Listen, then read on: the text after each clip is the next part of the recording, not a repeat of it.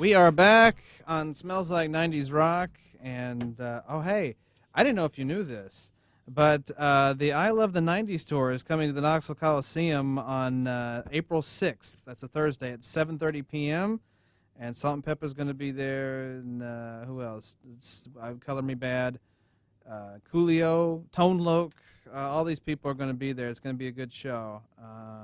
But yeah, that's coming up on April 6th, and I'll be there. You need to go. You need to get tickets to this show.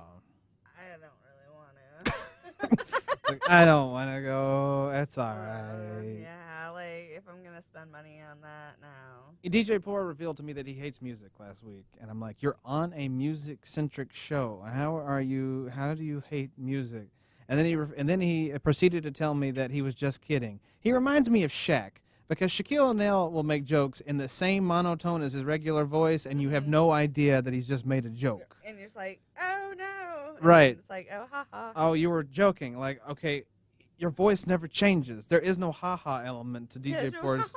There's no laughing element to DJ P.O.R. except, well, I mean, there's laughing for us. I think he has a lot of laughing elements. We laugh, but he himself, I mean, he's funny, but he doesn't try to be funny. It's the times when he's not trying. That's when he's funny. Oh, that's when he's at his best too. When he tells live stories, that's when it's beautiful. It's glorious, really. When he does makes that. The show. We hope he feels better. Oh, we do. Yes, for sure. You know. Indeed. Die yeah, please don't die. Please don't have the flu, because that. Or don't bring it here. Better yet, don't bring it here. You can have the flu, just don't. We don't want it. Yeah. No. Yeah. Make it so, Captain. I don't know why I said that. Anyway, no. What else? What else? I was going to talk about something and I forgot because I can't remember anything tonight. Yeah, you were having like brain farts left and right. I'm horrible tonight. You're having like mid conversations off air, and you're just like, "What am I saying?" What? I just in mid sentence, I just forget what I'm talking about. You're like, "Oh, I got it," and then you're like, "Wait, no, I don't." It's no, never mind. That's not happening. It's not happening. It's not happening. It's ridiculous. It's ridiculous. No. I was going to talk about Milo. Milo, yeah, I can't pronounce his last name. Breitbart Marlowe. Milo from Breitbart. Yeah, he's.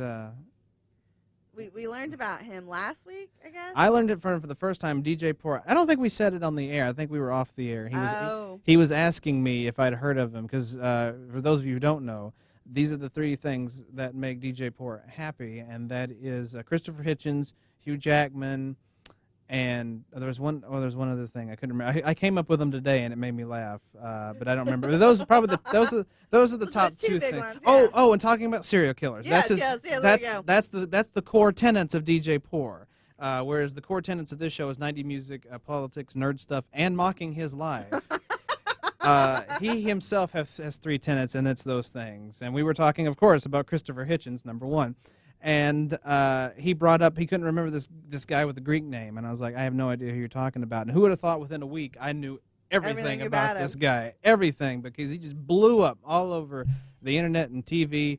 And oh, he's a little twerp that needs to get kicked in his face. He's just a living contradiction. He's a living nightmare, is what he is. He's like, I'm gay, but no gay rights. Exactly. What? Well, you know, if he would just say that, just like do it that way, I still wouldn't like him, but at least I wouldn't just despise him as much as I do. Like, pedophilia, not so bad. Not terrible, you know. And then like, what?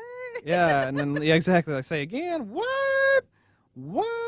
It's like, oh wait, but you know, working for Breitbart in the alt-right, you can't help it.